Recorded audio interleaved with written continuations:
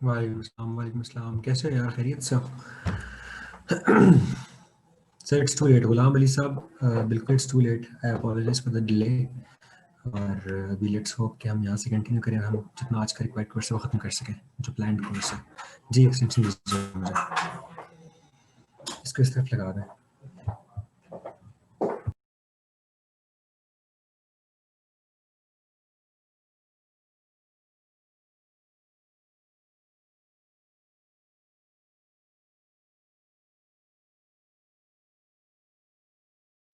एक second please wait wait कीजिएगा, जल्दी से पढ़ा दें। जल्दी क्यों है यार आप लोगों को?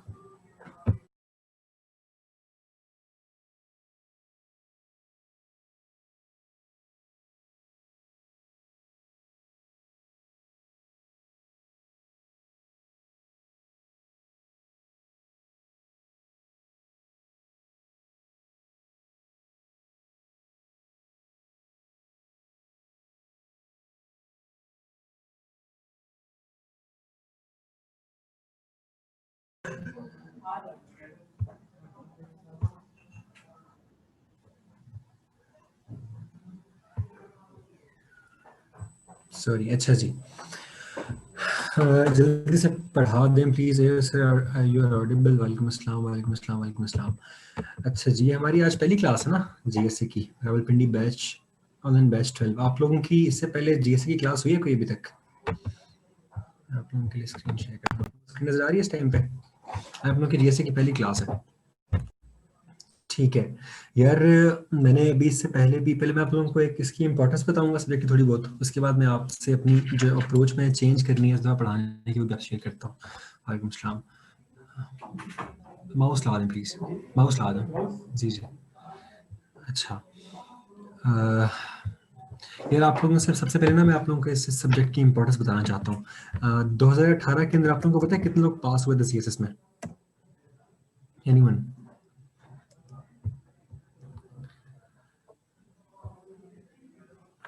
मेरी आवाज़ आ रही है आप लोगों को? 2018 में आप लोगों के जो बंदे पास हुए थे 569 लोग थे, 569। उसके बाद एलोकेशन कितने लोगों की हुई थी? रिटर्न क्लियर कर गए थे 569 या 70 लोग अप्रोक्सीमेटली। एलोकेशन उसके बाद हुई थी लोगों की 270 का बैच था हमारा, ठीक है। आधे लोग बाहर, ठीक है। जो लोग सिलेक्ट हुए थे उनके मार्क्स कितने थे? जो लास्ट बंदा सिलेक्ट हुआ था ना, जितना मेरा नॉलेज है, वो 6 इंटरव्यू के मार्क्स भी काउंट करते हैं डेफिनेटली, लेकिन रिटर्न में जिसके मार्क्स 640 से कम थे ना, 640 650 अप्रोक्सीमेटली, माउस आ जाए फिर प्रॉपर्ली यहाँ पे ये लिखा जाएगा, अभी लिखा सही नहीं जा रहा। 650 नंबर से कम जो लोग थे ना, वो लोग एलोकेट ही नहीं हुए, ठीक है। पास होने के बाद भी उनकी एलोकेशन नहीं हुई, उनको क्या कहते हैं, सीट ही नहीं मिली वहां पे, ठीक है। तो आपको मेरिट पे आने अपना ना सिर्फ आपने पास होना है, बल्कि आप लोगों ने पास होने के बाद एलोकेट होना है, और फिर उसके बाद एलोकेट डिजायर्ड ग्रुप में होना है। 3 स्टेज के ऊपर काम करना है ना आपने, और उसमें बहुत इंपॉर्टेंट रोल है आपके रिटर्न के मार्क्स का। ये बात समझ आती है आप लोगों को? रिटर्न में मार्क्स अगर आप लोगों के 650 से कम है, तो फिर आपकी एलोकेशन पे सारी हिंज करती है इंटरव्यू के ऊपर। तो अगर आप लोग अपने आप को पहले से सिक्योर करना चाहते हो ना, एलोकेट होना, एलोकेट डिजायर्ड ग्रुप में होना, तो आप लोगों ने अभी से प्लान करना है टिल द एंड। और प्लानिंग किस बात में, प्लानिंग में ये बात इनकॉर्पोरेट करनी है आपने कि आपके मार्क्स क्रॉस करें इतनी मिनिमम थ्रेशोल्ड को, और मैक्सिमम जितना सिक्योर कर सकते हो तो आप करो। पैड है इसका, पैड,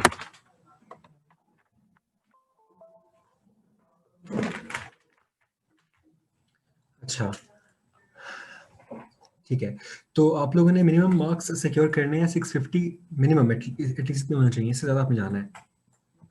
इसका कुलिया क्या बनाया था मैंने, क्या बनाया था अपने लिए, कि एटलीस्ट 5 सब्जेक्ट्स के अंदर आई विल गो कितना, 70 प्लस। ये मैं हर क्लास से पहले बताता हूँ आप लोगों को कि 5 सब्जेक्ट्स में when I will mark 5 subjects के, इनमें मैंने 70 से ऊपर जा नहीं जाना है, ठीक है। तो फिर मेरा net score inevitably, thank you so much, inevitably cross करता है 700, ठीक है। अगर मेरे 5 सब्जेक्ट्स में 70 से ऊपर स्कोर है ना, तो मेरा नेट स्कोर इनएविटेबली क्रॉस करता है 700। एक आध सब्जेक्ट हिट भी हो जाए, फर्क नहीं पड़ता उस चीज से, ठीक है। तो 5 सब्जेक्ट्स कौन से होंगे वो आपकी अपनी डिस्कशन है। आपकी अपनी मर्जी है, आप कौन सा आपको सब्जेक्ट, किसमें इंटरेस्ट ज्यादा है, किसमें आपने मेहनत ज्यादा करनी है, कौन सा आपने चूज किया, आपकी मर्जी है। मेरे लिए क्या था मैं आपको बता देता हूँ। मेरे लिए एक फिजिक्स था, वो 200 मार्क्स का। इसके अलावा मेरे पास एक बिजनेस एडमिनिस्ट्रेशन था 100 नंबर का, बिकॉज इसके अंदर फाइनेंस का पोर्शन है 40 मार्क्स का ना, और एमसीक्यूज भी है 20 मार्क्स का, तो 60 नंबर की तो डिस्कशन है ही नहीं एग्जामिनर की। ये बात समझ आती है आप लोगों को। इसके अलावा मेरे पास था बीएसए, बिकॉज इसमें 40 मार्क्स मैथ्स के हैं। किसका माइक ओपन किया हुआ है यार, सांस ले सांस लो यार। जी म्यूट कर दिया मैंने आपको। अच्छा, जीएस है, जी जनरल सेंसिबिलिटी 40 मार्क्स में, इसमें मैथ्स है ना, तो मैथ्स के अंदर भी डिस्कशन नहीं है एग्जामिनर की कि वो आपके नंबर काटे। टेक्निकल चीजें आती है तो पूरे नंबर है, वरना आपके नंबर नहीं आ रहे उसके अंदर। तो मेरे लिए जीएस से भी वो एक सब्जेक्ट था जिसमें मैंने टारगेट किया हुआ था, जिसमें 100 पे 75 पे क्रॉस जाना ही जाना है सब्जेक्ट के अंदर। इसके अलावा मेरा एक था प्रेसी, ठीक है। प्रेसी के अंदर मुझे कमांड थी, मेरे पता था उसका, मैंने पीएमएस में उसमें 80 मार्क्स लिए हुए थे, यहाँ 70 मुझे पता था, मैंने इसको मार्क किया हुआ था अपना। तो मेरे लिए ये 500 नंबर मेरे ये थे, जिसमें से मैंने मार्क करके नंबर उठाए हैं 70+, ठीक है। और मेरा रिटर्न का स्कोर तब गया 752 के ऊपर, ठीक है। समझ रही बात आप लोगों को। तो आप लोगों ने भी एटलीस्ट 5 सब्जेक्ट्स अपने मार्क करो, और उसमें से जीएस से एक सब्जेक्ट लाजमी रखो, क्योंकि उसमें 40 मार्क्स का मैथ्स है यार। आप लोगों में से बहुत से लोगों ने 8वीं तक तो कम से कम मैथ पढ़ी हुई है ना, 10वीं तक तो पढ़ी हुई है मैथ्स आप लोगों ने। प्योर 8वीं की मैथ्स है, 10वीं की मैथ्स है, ऊपर नहीं है, रेशियो है, प्रोपोर्शन है, इसके अलावा कुछ भी नहीं है उसके अंदर यार। जो थोड़े लॉजिकल सवाल हैं वो आप प्रैक्टिस से आपको ऐसे ऐसे आते हैं। 8वीं की आप किताब उठा लो ना, अगर आप वो प्रोपोर्शंस वाली, रेशियोज वाली वहां से सवाल कर लो, तो आपके आराम से मैथ्स का क्वेश्चन 40 में से 40 आते हैं। 8वीं क्लास की बात कर रहा हूँ मैं, 8वीं का मैथ्स है वो, ठीक है। तो जीएसए के अंदर आप लोगों का बिल्कुल ये तुक्की नहीं बनती कि आपके यहाँ 70 से कम नंबर जाए। Let it be one of those 5 subjects जिसमें आप 70 क्रॉस करो, and let it be a major contributor in your net score. ये बात समझ आती है आप लोगों को इस चीज की, ठीक है। क्लियर हुई है ये बात आप लोगों को।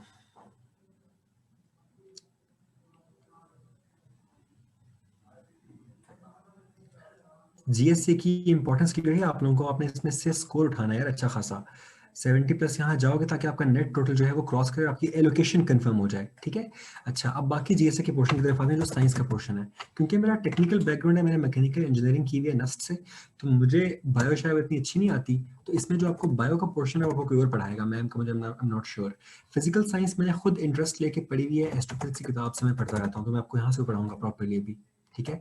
और साइंस के पोर्शन के अंदर जो भी साइंस का पोर्शन है, एनवायरमेंटल कर लो उस चीज को, एनवायरमेंटल है, या फिर वो आपके पास फिजिकल साइंसेस है, या वो आपके पास फूड है, या आईटी का पोर्शन है, वो सारी की सारी साइंसेज जो है ना आपके पास, उसमें वो सवाल की अगर आपको वो टॉपिक की कोई अंडरस्टैंडिंग नहीं है, तो आपका वहाँ लिखा हुआ ड्राफ्ट ना छापा लगता है, बिल्कुल कि आपने छापा मारा हुआ है, कहीं से नोट्स उठा कॉपी पेस्ट किया हुआ है। तो इसलिए वहाँ पे नंबर कम आते हैं आपके। तो मेरा यहाँ पे गोल ये है कि जब मैं आप लोगों को पॉइंट वाइज यहाँ सिलेबस से गो थ्रू करवाऊंगा ना, तो हर पॉइंट के ऊपर आपका कंसेप्चुअल क्लैरिटी हो, आपको क्या आप पढ़ क्या रहे हो वहाँ पे अपने क्या प्रोड्यूस करना है पेपर में, ताकि आप अपने अल्फाज के अंदर पेपर में अच्छे तरीके से लिख सको। ये बात समझ आती है आपको। यहाँ पे मेरा मकसद आप लोगों को उस टॉपिक की कंसेप्चुअल क्लैरिटी देना है, ठीक है। मैं आप लोगों को उसके अलावा जो फैक्चुअल बातें हैं ना, फैक्चुअल बातें मैं आपको बता दूंगा कि आपको मिनिमम क्या पता होनी चाहिए, वो रिसर्च करके आप लोग खुद लिखोगे। ये बात समझ आती है आप लोगों को। हाँ, I will let you know, ताकि आपकी भी उसमें इनकॉर्पोरेशन साथ साथ हो जाए, आपके नोट्स भी साथ साथ बन जाए। I will let you know कि उस टॉपिक की कंसेप्चुअल क्लैरिटी क्या है, उसके बाद आप लोग उस टॉपिक के ऊपर जो आपको फैक्ट्स पता होने चाहिए, I will let you know the facts, you research those facts and you will make your own notes. सात सात सब्जेक्ट के, इस सब्जेक्ट के एटलीस्ट 7-7 3 घंटे के अंदर अंदर नोट्स बनेंगे, इसके आगे पीछे नोट्स आपने टाइम जाया नहीं करना अपना आप लोगों ने, ठीक है। जीएसए के साइंस का क्वेश्चन जो आपको मैं पढ़ाऊंगा क्लास के अंदर, टॉपिक की कंसेप्चुअल क्लैरिटी हम लेंगे। साथ ही आपको बताऊंगा कि आपने कौन से फैक्ट्स आपने करने हैं, वो फैक्ट्स आप लोग खुद नेट पे रिसर्च करके ना, इस तरह से एक गूगल पे लिखोगे आपको मिल जाएगा वहां से, वो डिस्टेंस कितना सन से मून का और ब्ला ब्ला ब्ला बातें, ठीक है। तो वो सारे के सारे फैक्ट्स आप लोगों को ऑनलाइन आप लोग रिसर्च करके अपने नोट्स मुकम्मल करने हैं। नोट्स क्लास में बनेंगे, ठीक है। इसके अलावा बाकी आप लोगों ने साइंस के ऊपर यहाँ पे अपना टाइम वेस्ट नहीं करना, आपका वक्त बहुत कीमती है, आप लोग ये वक्त जाके लगाओगे अच्छी किताब की रीडिंग में, ऑप्शनल सब्जेक्ट की अच्छी किताब की रीडिंग में। क्लियर, कोई सवाल है पूछो, फिर आगे चलें, स्टार्ट करें काम।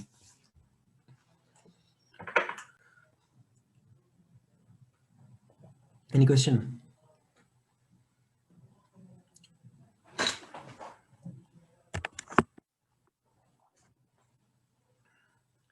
What about the ability portion? Ability का क्वेश्चन आपको कोई और पढ़ाएगा। मैं आपको साइंस खत्म करवाने आया हूँ, मैंने आपको 5-6 क्लासेस के अंदर मैंने खत्म करना है आपका ये। एक मिनट प्लीज होल्ड कीजिएगा, वेट प्लीज।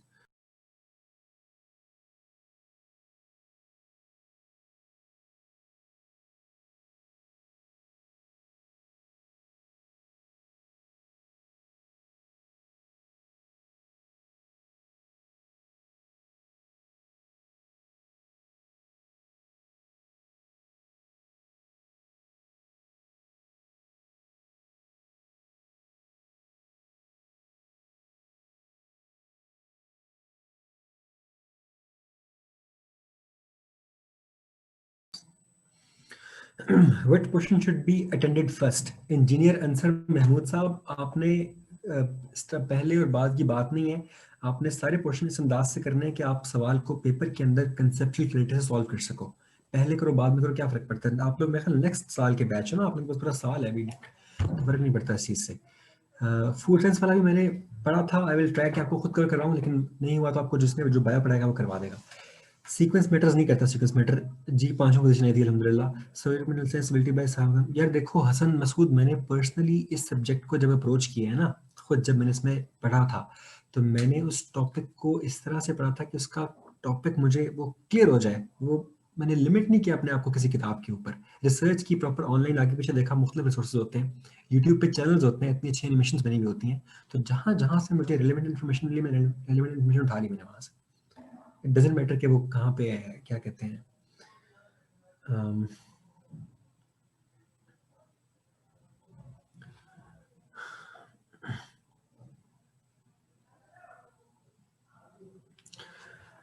कि आप लोग कहाँ से मुझे उठा रहे हैं। So what were the optional subjects? मेरे ऑप्शनल सब्जेक्ट्स थे यार, फिजिक्स, आईआर, आई लॉ और बिजनेस साइड।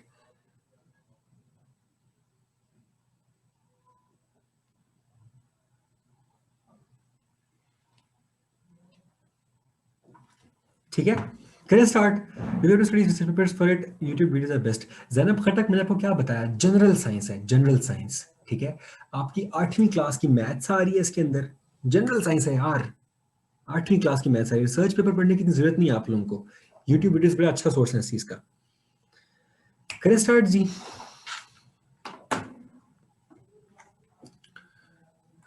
ठीक हो गया, चलो जी। यार मैं हम स्टार्ट कर रहे हैं फिजिकल साइंस से। फिजिकल साइंस का पोर्शन जो है हमारे पास पहला, ठीक है, तो अपना फिजिक्स रख लूँ। ये यार आप लोगों के जेनेरिक सवाल बात करते हैं, पहले अभी जरा टॉपिक स्टार्ट करें, स्कूल का आगे लेके चलें, फिर आपके जो फिजिक्स के जहाँ तक सवाल है आपको उनका जवाब देता हूँ। पिंडी के सर हैं वो, क्या नाम है उनका यार, 6 रोड पे होते हैं, डिग्री कॉलेज के प्रोफेसर हैं, नईम अख्तर जैदी साहब, उनके नोट से पढ़ा था मैंने, बताता हूँ आपको। बहुत अच्छा अच्छा सब्जेक्ट है आप लोगों का, फिजिकल साइंस में आ जाओ यार। अच्छा यार, यहाँ पे सबसे पहले बात जो आपके सिलेबस में लिखी हुई है, आप लोग अपना नहीं मख्तर जैदी, आप लोग अपना सिलेबस सामने रखना, पॉइंट वाइज क्रॉस लगाते जाना उस चीज को। ठीक है, सबसे पहले हम ये देखते हैं कि पेपर में बड़ा ये सवाल बहुत ज्यादा आता है कि यार ये डार्क मैटर क्या चीज है, डार्क एनर्जी क्या चीज है, ठीक है, इन दोनों में डिफरेंस क्या है, इन दोनों की प्रॉपर्टीज क्या है। आपसे पूछता है कि यूनिवर्स की कॉम्पोजिशन क्या है, आपसे वो ये पूछता है पेपर में कि यूनिवर्स की के अंदर मौजूद जो मैटर है उनकी क्या कहते हैं, किस किस शक्ल में एग्जिस्ट करते हैं। ठीक है, मैटर की टाइप्स क्या हैं, इस टाइप के सवाल आते हैं आप लोगों को बेसिकली। ठीक है, फिर एमसीक्यूज में बहुत टाइम आपसे पूछता है कि एस्ट्रोनॉमिकल यूनिट क्या है, सही है ना। उससे फिर आपसे वो आपसे पूछता है कि एक जो जूलियन ईयर है उसकी कितनी कितना ड्यूरेशन है, इसके अलावा आपका कॉस्मिक ईयर की क्या ड्यूरेशन है। ठीक है, तो ये सारी बातें जो है ना, ये फॉल करती हैं इस फिजिकल साइंस के क्वेश्चन के अंदर। हम इसको पहले स्टार्ट करते हैं यूनिवर्स की कॉम्पोजिशन से, उसके बाद हम वन बाय वन सारी बातें अभी कवर कर लेते हैं। पहली चीज पे आ जाओ, यूनिवर्स की कॉम्पोजिशन के अंदर एक बात याद रखो कि एवरीथिंग, एवरीथिंग, अभी आप लोग पहले समझ लो, उसके बाद लिखना क्या आप लोगों को बताता हूँ। Everything in the universe that you can touch, ठीक है, that you can smell, that you can feel, जो अपनी सेंसेस से आप जिस चीज को ऑब्जर्व कर सकते हो ना सेंसेस से, वो सारी की सारी चीजें they are made up of ordinary matter. नहीं यार, आप लोग रिकॉर्डिंग ना कीजिएगा प्लीज, रिकॉर्डिंग ना करें, लिखें आप लोग सिर्फ इसको, ऑर्डिनरी मैटर।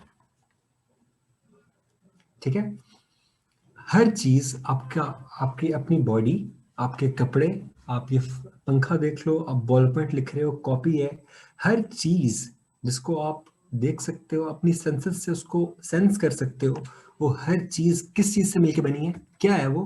बताओ मुझे, वो क्या है? ऑर्डिनरी मैटर है। ठीक है, वो चीज क्या है? Ordinary matter. अभी तक की रिसर्च के मुताबिक, अभी तक की रिसर्च के मुताबिक ऑर्डिनरी मैटर जो है ना, वो जिन पार्टिकल से मिल के बना है वो 12 पार्टिकल्स हैं। 12, 12 फंडामेंटल पार्टिकल्स हैं। ठीक है, मैं आपके लिए लिख देता हूँ। उसमें से 6 हमारे पास क्वार्क्स हैं, ये जानने की जरूरत नहीं है, और 6 इलेक्ट्रॉन्स हैं।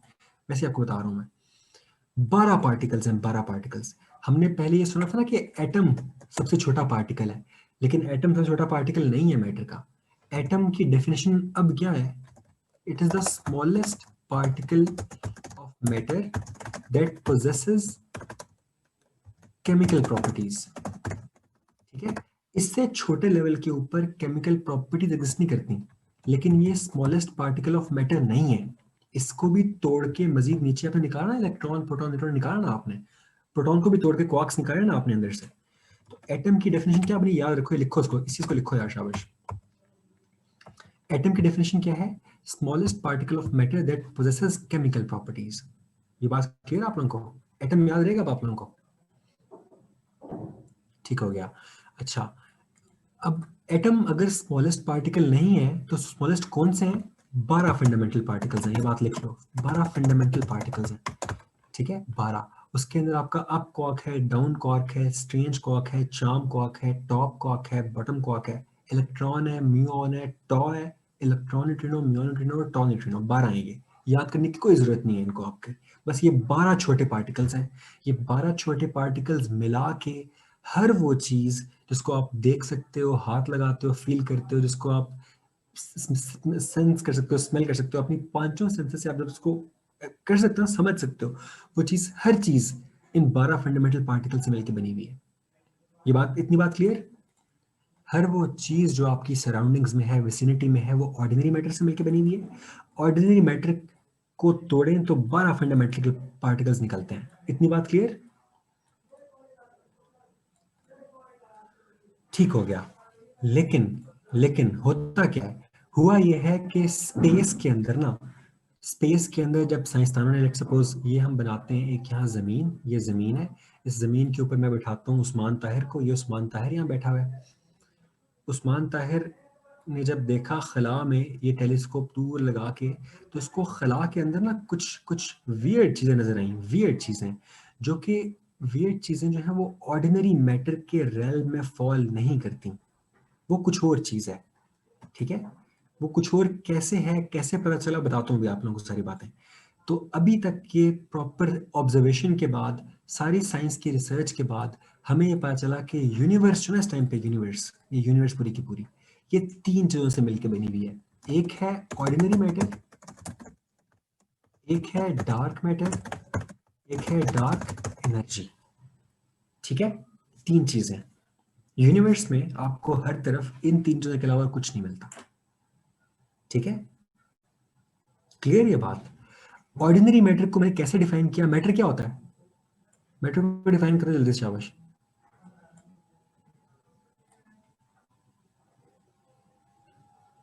बोलो ना यार। है स्पेस, हाँ, हाँ, मैस है और ऑक्यूपाई स्पेस। ठीक है, ये सारा, ये मैटर जो है ना, ये ऑर्डिनरी मैटर है। ये 12 फंडामेंटल पार्टिकल से मिलकर बना हुआ है और इट मेक्स अप एवरीथिंग। अब ये जो, इसको आप मजीद खोल लो, इधर ले आओ। जो आपके पास सन है, जो स्टार्स हैं, जो आपके पास एस्टेरॉइड्स हैं, जो आपके पास कॉमेट्स हैं, जो आपके पास इसके अलावा मीटियर्स हैं, ठीक है, ये सारी प्लैनेट्स हैं, सारे के सारे प्लैनेट, स्टार, ये सब के सब, और ये सब मिलके फिर क्लस्टर्स बनाते हैं, फिर सुपर क्लस्टर्स बनाते हैं। ये सारे का सारा क्या है? ये सारे का सारा क्या है? ऑर्डिनरी मैटर है। तो फिर डार्क मैटर क्या है? आपके जहन में ये सवाल उठता है ना, फिर डार्क मैटर क्या है? नाउ यू वंडर कि डार्क मैटर क्या है। ठीक है, हर वो चीज जो आप देख सक रहे हो, जो आप अपनी सेंस से सेंस कर पा रहे हो, वो ऑर्डिनरी मैटर है। तो फिर अगला सवाल ये उठता है कि यार डार्क मैटर क्या है? अभी मैं आप लोगों को डार्क मैटर को बताऊंगा वो क्या चीज़ है, आप उसको फिर समझने के बाद नोट कीजिएगा, ठीक है?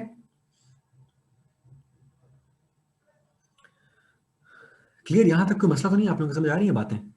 पेपर में मैटर को डिफाइन कर लोगे, मैटर की कॉम्पोजिशन बता दोगे, 12 फंडामेंटल पार्टिकल्स हैं, एटम की डेफिनेशन कर लोगे क्लियर, गुड हो गया, फिट है।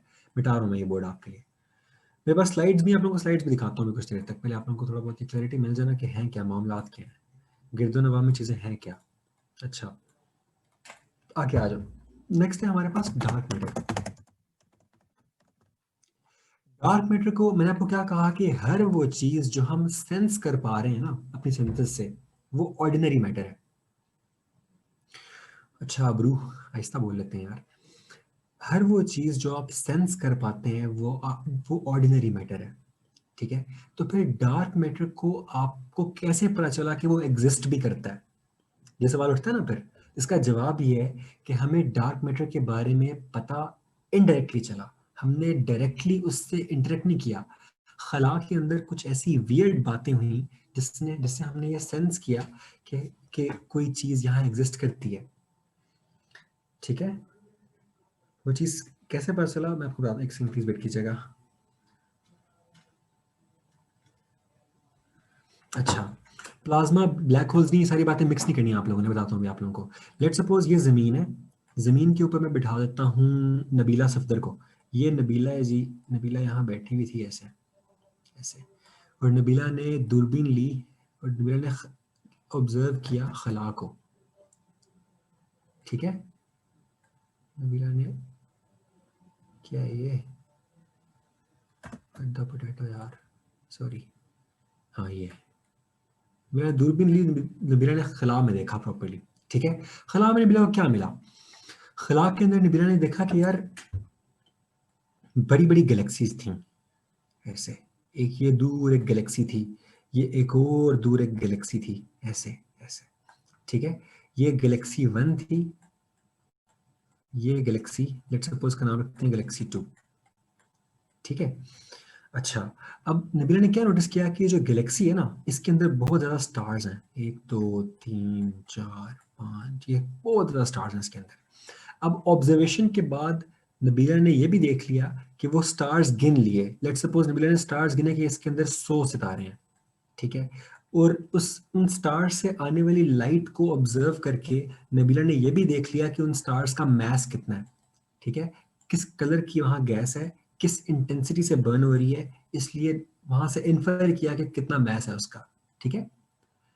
कितने स्टार्स हैं, कितना मैस है, तो इससे नबीला ने ये एस्टिमेट लगाया कि इस पूरी गैलेक्सी का मैस कितना है। टोटल मैस निकाल लिया नबीला ने, यहां तो कोई कंफ्यूजन है आप लोगों को? नबीला ने ऑब्जर्वेशन से ऑब्जर्व करके उस गैलेक्सी का पूरा मैस निकाल लिया कि इसमें अप्रोक्सीमेटली इस गैलेक्सी का इतना मैस है, ठीक है? ये बात समझ रही है आपको? यहां तक क्लियर? बताओ ना, ठीक हो गया? अच्छा, अब आप लोगों को याद होगा बचपन में आप लोगों ने ये काम किया होगा। बचपन में आप लोगों ने क्या किया होगा कि आप लोगों ने एक धागा लिया होगा, धागे के साथ आखिर में एक पत्थर बांध के ना आप उसको घुमाया होगा, किया है ना ये काम आप लोगों ने? ऐसे ऐसे घुमाया होगा उसको पत्थर बांध के, ठीक है? अब मुझे आप लोग एक बात बताओ कि अगर अगर अगर मैं उस पत्थर की जगह एकदम ईंट रख दूं, ईंट आ जाए और आप उसको घुमाओ इस तरह से, तो धागे के साथ क्या होगा? धागा टूट जाएगा ना, टूट जाएगा, और वो पत्थर जो है वो वहां से, ईंट जो है वो बाहर निकल जाएगी, ठीक है? ऐसे ही होगा ना? एक और बात बताओ, अगर मैं अगर मैं इस पत्थर की जगह लेट सपोज ये पत्थर, ये घुमा रहा था मैं इसको और वो घूम रहा था प्रॉपरली, अगर मैं इस पत्थर की जगह एक छोटा सा यहाँ पत्थर लगा दूं, मतलब पत्थर का साइज छोटा कर दूं, हाँ बिकॉज ऑफ हैवी मास, अगर मैं छोटा कर दूं पत्थर का साइज और अब घुमाऊं, तो क्या होगा? ये धागा जो पहले स्ट्रेच हुआ हुआ था, अब वो धागा ढीला हो जाएगा ना? समझ रही बात आपको? अगर मैं बड़ा मैस लगाता हूँ, एक एक पत्थर वहां घूम रहा है, एक खास धागा के साथ लगे घूम रहा है, अगर बड़ा मैस लगाऊंगा तो वो टूट जाएगा, अगर छोटा मैस लगाऊंगा तो धागा वापस आ जाएगा ना, घूमेगा ही नहीं एग्जैक्टली exactly। वो छोटा हो जाएगा बिल्कुल वैसे वहां पे, है ना। तो इससे मुझे क्या पता चलता है कि एक एक खास सर्कल में घूमने के लिए, सर्कुलेशन के लिए एक खास स्पेसिफिक अमाउंट ऑफ मैस ही काम करता है।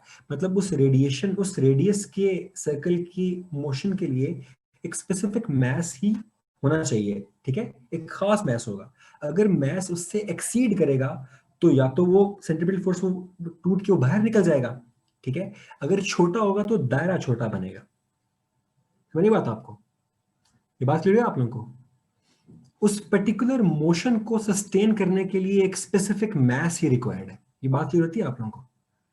उस पर्टिकुलर मोशन को सस्टेन करने के लिए स्पेसिफिक मैस रिक्वायर्ड है।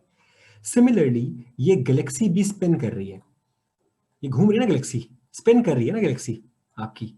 इसकी स्पिन मोशन को सस्टेन करने के लिए स्पेसिफिक मास रिक्वायर्ड है। उसकी पर्टिकुलर ओरिएंटेशन, उसकी शेप को उसी शेप में स्पिन होने के लिए एक खास अमाउंट ऑफ मास रिक्वायर्ड है। ये बात क्लियर होती है आप लोगों को, एनालॉजी बनी है आप लोगों की,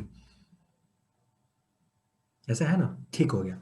अब मुझे जब मैं इसकी स्पीड की को देखते हुए कैलकुलेशन, रिवर्स कैलकुलेशन करते हुए जब मैथ्स निकालता हूँ ना कि कितना मैथ्स होना चाहिए, तो वो मैथ्स निकलता है जी 1 2 3 4 5 6, इतने ज्यादा जीरो, इतने ज्यादा जीरो, इतने ज्यादा zero, zero zero zero zero zero zero zero, इतना ज्यादा मैथ्स बनता है। जिस स्पीड से गैलेक्सी स्पिन कर रही है, उस स्पिन मोशन को इनकॉर्पोरेट करते हुए रिवर्स इंजीनियरिंग करके जब मैं मैथ्स की वैल्यू निकालता हूँ ना, तो मैथ्स कितना होना चाहिए वो इतना निकलता है। लेकिन जब नबीला ने ऑब्जर्व करके देख के सितारे गिन के वहां से मैथ्स निकाला है, तो वो मैथ्स निकला 10 किलो। होना कितना चाहिए? Billion KG. होना कितना चाहिए? Billion KG. मिला कितना? 10 केजी। तो बाकी का मैथ्स कहां से आ रहा है? देर इज समथिंग जो वहां पे है, जो हमें नजर नहीं आती, जो हमें नजर नहीं आ रहा। बॉडी पावर नहीं है, बॉडी पावर कहां से आ गई? Dark matter. डार्क मैटर, उसको हम डार्क क्यों बोल रहे हैं? बिकॉज वी डोंट नो कि वो क्या है। We can't interact with it, हमें उसको डायरेक्टली मिलता नहीं है। तो हमने इनडायरेक्टली ये इन्फर किया कि जो मिसिंग मैस है ना, मिसिंग मैस, वो क्या है? डार्क मैटर है। तो ये मेरे पास पहली एविडेंस है, क्योंकि वहां जिन रहते हैं। ये मेरे पास एविडेंस है, ये मेरे पास पहली एविडेंस है डार्क मैटर की। स्पिनिंग गैलेक्सी बोलते हैं इसको, ठीक है। तो मैंने से मैथ्स कैसे एस्टिमेट कर लिया। मारिया गुलाम देखो, आप जब आप किसी जगह में, यहाँ पे जो स्टार्स है ना, स्टार्स बताता हूँ आपको। Observation can be done for estimating mass. Can you repeat that again? I just lost my internet connection. अरे सारे घूम गए सर। स्पेस में मैस एग्जिस्ट करता है क्योंकि ग्रेविटी नहीं होती। स्पेस में मैस एग्जिस्ट, देखो उस्मान ताहिर, सब कुछ स्पेस में तो एग्जिस्ट करता है। और कहाँ पे है? देखो ये पूरी एक स्पेस है, इसके बीच में ये अर्थ पड़ी हुई है, जमीन, बीच में ये सन है, ये घूमता है इसके गिर्द। सब कुछ एक बैकड्रॉप में हो रहा है ना। स्पेस को देखने के बहुत से जाविये हैं। एक जाविया क्या है कि space is basically a stage. वो स्टेज जिसके ऊपर सारे के सारी मैटर परफॉर्म कर रहा है, परफॉर्मेंस कर रहा है मैटर, ठीक है। आपका सवाल Laiba Rashid, how can the observational calculation be done for estimating mass? Laiba Rashid, इसके लिए देखो, आपका और सूरज का, अभी इस टाइम पे हम जमीन पे बैठे हैं, हमें और सूरज को के बीच में इंटरेक्शन किस चीज का है? लेट सपोज ये है जी हमारी अर्थ, और ये है जी सूरज। ये सूरज है बड़ा सा। अब आप मुझे बताओ कि क्या मैं सूरज को हाथ लगा, ये नबीला बैठी हुई थी, क्या नबीला सूरज को हाथ लगा सकती है? हाँ, नहीं। क्या नीला सूरज को जो है वो जाके मतलब किसी तराजू में रख सकती है वेट नापने के लिए? नहीं कर सकती। क्या लिंक है? लिंक क्या है? लिंक है सिर्फ और सिर्फ वहां से आने वाली इलेक्ट्रोमैग्नेटिक रेडिएशन का। आपका खला में हर चीज से ताल्लुक किस चीज का है? इलेक्ट्रोमैग्नेटिक रेडिएशन का। तो उस इलेक्ट्रोमैग्नेटिक रेडिएशन की ऑब्जर्वेशन से ना, आप उसकी इंटेंसिटी से, उसकी चेंजिंग वो शिफ्ट से कि वो किस तरह से रेड शिफ्ट हो रहा है, कौन सा किस कलर का ग्लो आ रहा है। आप ये भी देखते हो कि वो रेड जाइंट है या ब्लू जाइंट है, नया सितारा या पुराना सितारा है, फ्यूल किस टाइप का है, कौन सा वहां पे एलिमेंट जो बर्न हो रहा है इस टाइम पे। सारी कैलकुलेशन कहाँ से करते हो आप? सिर्फ एक चीज, एक एलिमेंट है आपके पास, इलेक्ट्रोमैग्नेटिक रेडिएशन। क्या समझे आप? ठीक है, ठीक है। इसकी स्टडी से आपको ये बातें समझ आती हैं, ईएम रेडिएशन की स्टडी से। ठीक है। वो एक ल्यूमिनोसिटी का भी एक प्रिंसिपल है ना। आप ये लेट सपोज एक ऑब्जेक्ट है, देखो ये एक ऑब्जेक्ट है, यहां से आने वाली लाइट, जब इसमें से गुजर के लाइट यहाँ आती है ना, तो उसकी पहले इंटेंसिटी आई होती है और बाद में इंटेंसिटी ड्रॉप कर जाती है, कम हो जाती है। तो इस इंटेंसिटी के ड्रॉप से आप इस ऑब्जेक्ट की डेंसिटी निकालते हो। It's basically negative log of I over I naught, मेरे ख्याल से यही होता है, I naught over I over I naught. तो आप इसकी स्टडी आपने इतना इसके ऑब्जर्वेशन के थ्रू ना आपने देखो इसकी डेंसिटी निकाली कितनी होगी, उसकी कितना थिकनेस होगा। कहानी समझ रहे हैं आप लोगों को कि सारी की सारी आपको साइंस समझने की जरूरत नहीं है, आपको सिर्फ इतना बेसिक कॉन्सेप्ट हो कि आप स्टडी क्या कर रहे हो, इलेक्ट्रोमैग्नेटिक रेडिएशन स्टडी कर रहे हो। इतना क्लियर हो गया आप लोगों को? Radiation loss to approximate math, जी बिल्कुल।